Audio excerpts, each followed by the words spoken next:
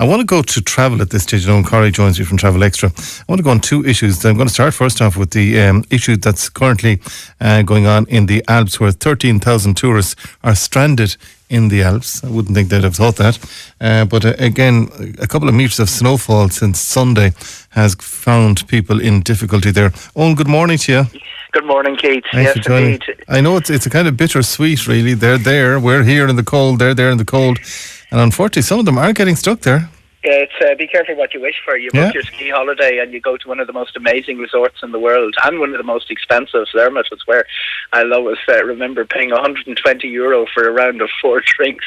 What? In a What? nightclub. €120, and it wasn't sort of major cocktails. It was a couple of beers and a gin and tonic. It's one of the most expensive places on the planet, and the reason is it's very chic, very sophisticated, and everyone who goes there can afford €120 for a round of 4 drinks. But anyway, the people who are stranded there, hopefully they have deep pockets. What really happened was the whole of the Western Alps got a very severe snowfall, and this is one of the problems with a ski holiday is you take a little bit of a gamble. You book and you sort of say, will we be skiing on artificial snow, which is very crunchy, it's not the real thing at all, or will we get decent snowfall? But what has happened all across the Western Alps is a lot of people who've gone out for their post-Christmas, the prices come down a little bit when the schools open, and it's a good time to move, and they're in a beautiful resort with tons of snow, but everything is closed. 2 of the 52 lifts in Zermatt are open this morning, and they're the very basic ones because they've got 300 centimetres, 3 metres of snow in about 48 hours. Then the roads become impassable. These guys are very good, by the way, Keith, at clearing them. When we have 2 centimetres of snow in Ireland, the whole country comes to a halt, but these guys are very good. But, Teen in France, they're in the system, I was beautiful. Spaskilly, Teen in France, where I was just before Christmas, the week before Christmas, that is closed. Val d'Isère, a lot of the lifts are closed. It's really be careful what you wish for. You get tons and tons of snow. And Zermatt got the headlines because it ran on the BBC and Sky that 13,000 people were stranded there. Stranded's overstating it a little bit. You're in a very luxurious resort. That's what I was very thinking. well looked after. Yeah, they're not stranded on the mountain. Well, the real thing is that because people in Zermatt have an awful lot of money, the people who needed to get home chartered in helicopters. So it suddenly begins running, people being helicoptered out of the resort. Every now and again, a resort gets cut off. The one that's most prone to it are the very high ones. Val Thorens in France got cut off very famously New Year's Eve about 2 years ago. And the real problem arises when, for the tourists, the people who travel out from Ireland or otherwise, when you're in transit and then you get stranded, that is a bigger problem. It happens very rarely. It happened a couple of years ago. It happened very famously in France on that New Year's Eve 3 years ago now, I think, at this stage. It happened to a bus going up to Andorra of an Irish group about 8 years ago. That's where the real crisis point is. When you're in the resort, it tends not to be a problem until you go to buy a round of drink. Well, I know somebody who lives in Zermatt, and I didn't think that they had that type of money. But if they're spending and they're out every night, so if they're spending that much money, It was a bit trendy nightclub. I was going around with a big sign around my neck saying "Mug me," That's okay. But again, I mean, there's a photograph in today's Irish Indo of a red helicopter and people queuing up with their ski gear and everything. It's the last helicopter out of Saigon photograph. But,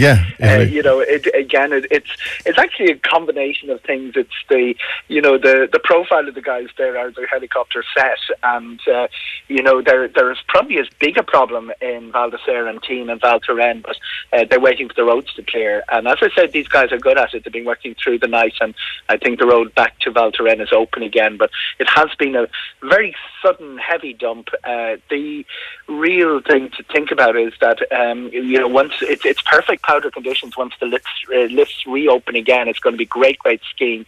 And the people in the lower resorts, Morzine would be one of the lowest resorts in the Alps. I got a message back yesterday from somebody who's there. I'm flying out myself on Sunday. It's of more than passing interest, and they said the snow is absolutely terrific. The skiing is great, but unfortunately some of the higher resorts, there's been a little bit too much of it.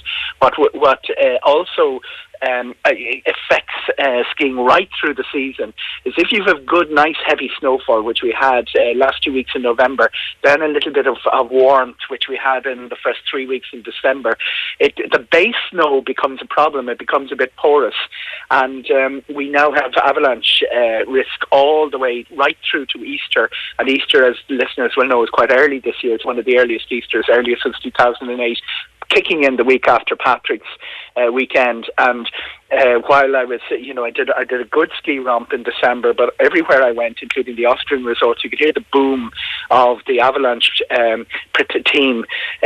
What they do is they detonate explosives under the looser snow, and all through the night they're causing artificial avalanches to make it safe for skiers.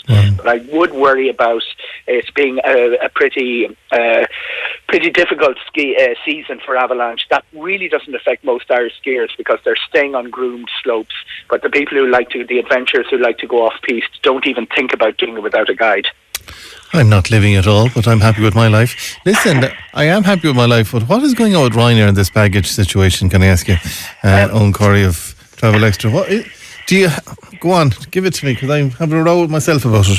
Right, okay. The main thing is I don't expect any change whatsoever. This might surprise some of the listeners.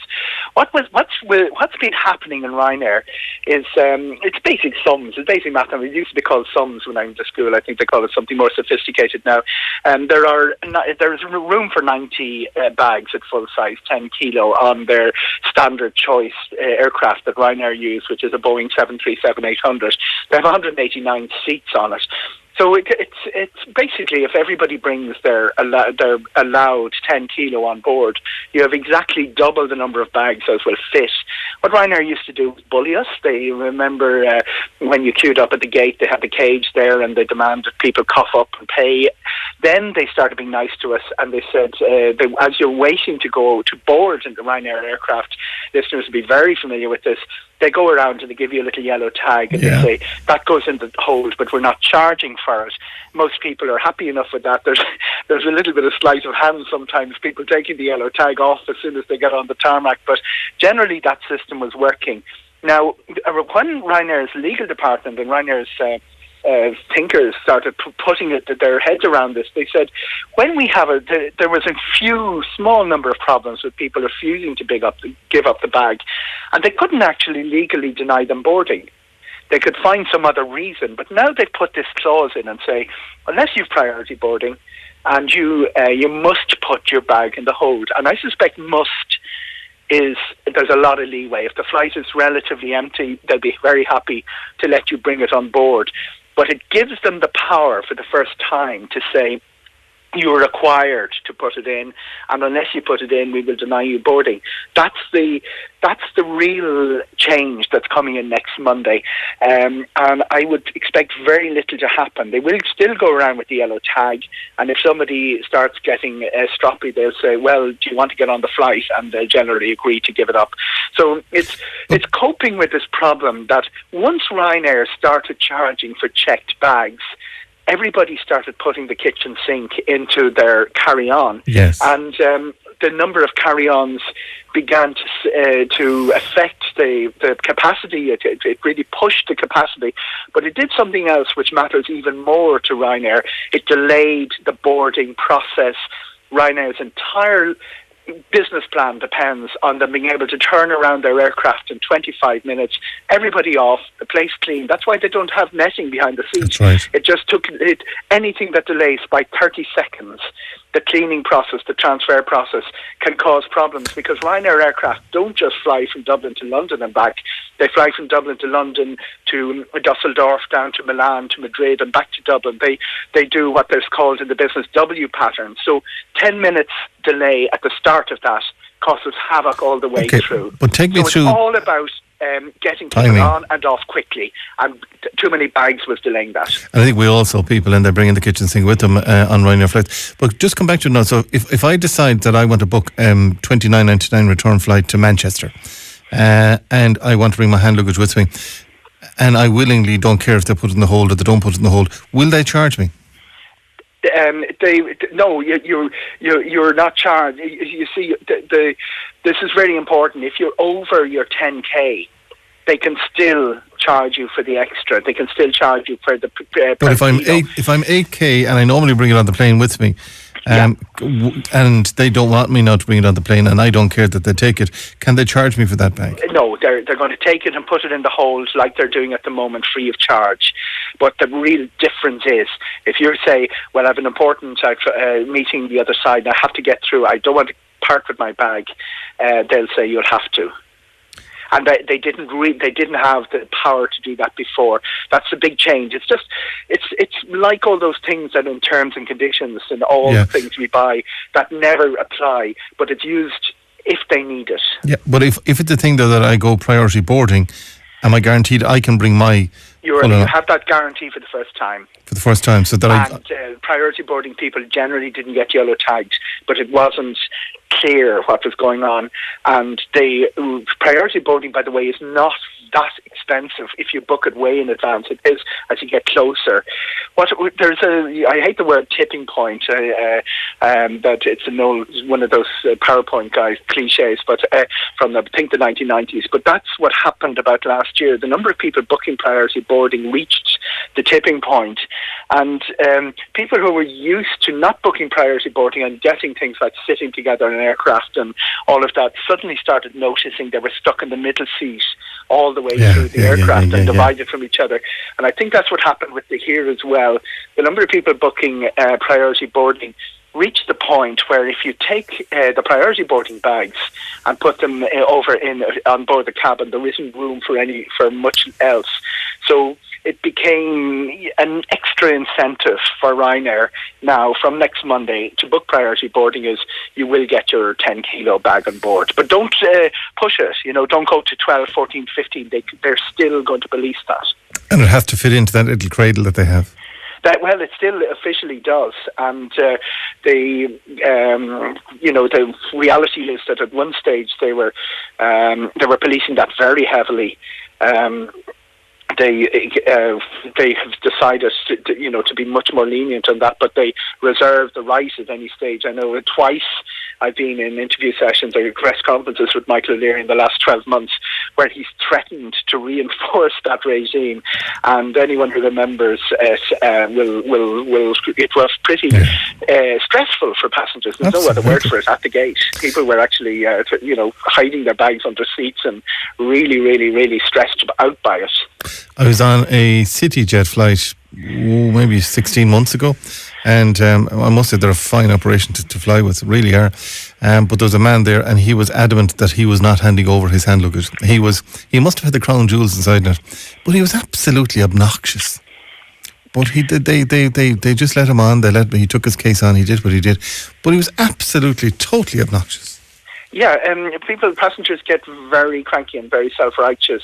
And CityJet were flying, they now have the Sukhoi Superjet, but they fly an Avro which has even smaller luggage space. On one side, you can only fit a laptop bag or a handbag.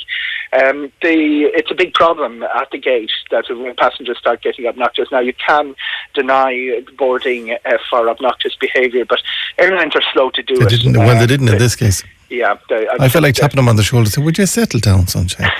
We're all going the one way. We'll all be back later on in the day. Will you just take it handy? That's always good for a laugh, Keith, intervening with a cranky passenger. Listen, Eoghan, enjoy your ski trip. Thank you, Dee, for joining us. Eoghan Corry of Travel Extra there, joining us there on the Alps story there. You can check it out on Travel Extra as well. And the Ryanair story there. Thank you for the clarification. It's 9:34. Do you know that if you have spent money, say, on doctor's visits, bin charges or otherwise, you can claim them back in your tax?